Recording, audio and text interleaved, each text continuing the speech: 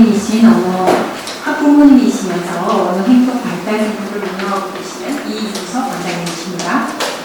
반갑습니다. 이유석입니다. 네, 박수를 치는 아까 이유석 선생님 발표하시는데 많은 분들의 시선을 다 집중하시고 흐뭇하게 보시고 이러시는 분인데 제가 제일 흐뭇한 것 같아요. 참 말 잘한다. 내가 잘 키웠다. 제 아들입니다. 이유석 네. 뭐 때문에 놀라시네. 제가 너무 젊어 보여서 놀라시는데 그런 오해를 좀 많이 받는데 제가 24살에 결혼했어요. 24살에 결혼하고 그리고 25살에 제 아들을 낳았습니다. 그래서 지금 제 아들 보면서 내가 네 나이 때 아빠 된다 얘기합니다. 그래서 그때 생각하면 그러니까 저는 이 사이에 그 19살 아이를 키우는 학부모이면서 또 아들 때문에 이 관련된 일을 하고 있고요. 또 제 아내가 또 재활사입니다. 그래서 여러 가지 이런 부분에 속해 있어서 초대를 받은 것 같습니다. 뭐 옛날 얘기 하자면 끝도 없고 며칠을 날 때도 할 얘기가 많은데요. 어찌됐든 그 부모로서 저는 지금 이 자리에서 가장 먼저 말씀드리고 싶었던 것이 재활이라는 단어, 그러니까 아이가 청각장애라는 말을 듣고 재활이 시작되는 순간 집안이 완전히 다 변해요. 전투적인 모드가 돼서 슬퍼하고 우울하고 좌절할 시간조차도 없는 시간이 시작됩니다. 그러면 어디서부터 어떤 선생님을 만나야 하고 또 재활을 어떻게 시작하고 치료는 무엇을 받아야 하고 이 모든 스케줄을 다 가족들이 감당해야 되는 시간이 시작이 됩니다. 그 과정에서 어떻게 도움을 받아야 될지 굉장히 좀 어려움을 겪기 시작을 하는데 제 아들만 하더라도 20여 년 전에 인공호흡하는 그 수술이 흔하지 않았어요. 그래서 제 아들이 성북서울병원에서 처음 수술한 아동이었기 때문에 저희 나라의 그 청각장애 역사의 한 획을 봤어요.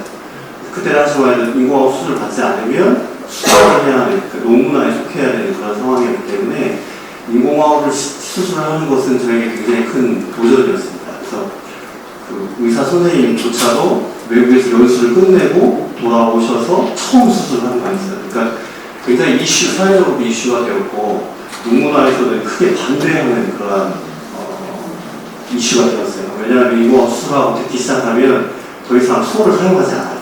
그래서 지금 그 청각장애로 진단받은 아동 중에 거의 대부분 다 통합 환경에 있고 수어를 사실 모릅니다.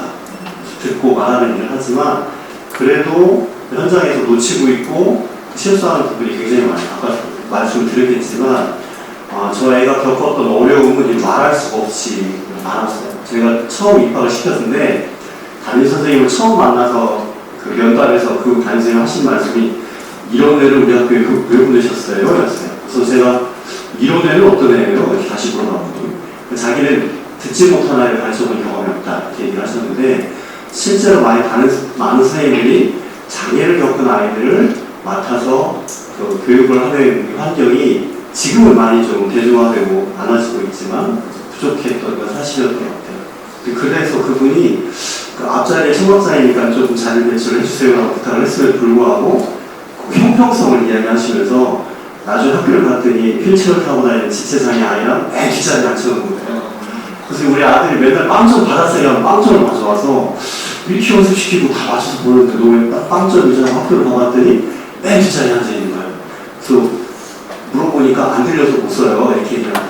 이 아이는 학교에 가려고 매일 아침 일찍 일어나서 학교 가고 싶어서 너무 좋아했는데 시간이 갈수록 학교 가기 싫어하고 친구들과의 어려움을 겪고 여러 가지 문제점 아까도 들으셨지만 친구들과의 뭐 놀림이라든지 따돌림이라든지 이런 것들이 굉장히 심했던 그런 과정을 겪었습니다. 어찌됐든 저희 나라에서 장애 학생으로서 또는 특수교육 대상자로서 생활하는 자체는 매우 큰 도전입니다.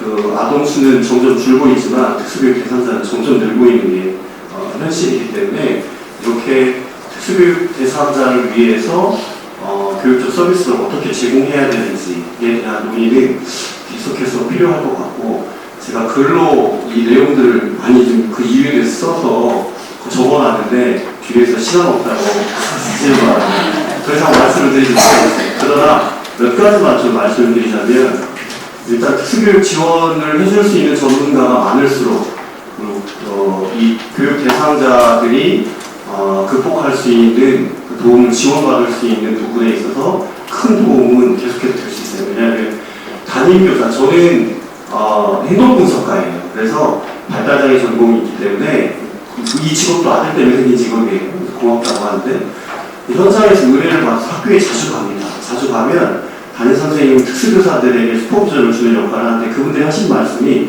제가 잘 어떻게 도와드리는지 모르겠어요. 도와주고 싶은데 어떻게 해야 하죠? 이런 질문을 가장 많이 받습니다. 그래서 언어재활사 같은 전문 재활사들 현장에 있으면 직접적인 피드백도 가능하고 그리고 일반 교사나 특수교사에게 어떻게 도움을 줄 수 있는지 환경적 구성을 어떻게 할 수 있는지 이런 여러 가지 교수 협력적인 부분에서도 커다란 도움을 줄 수 있습니다.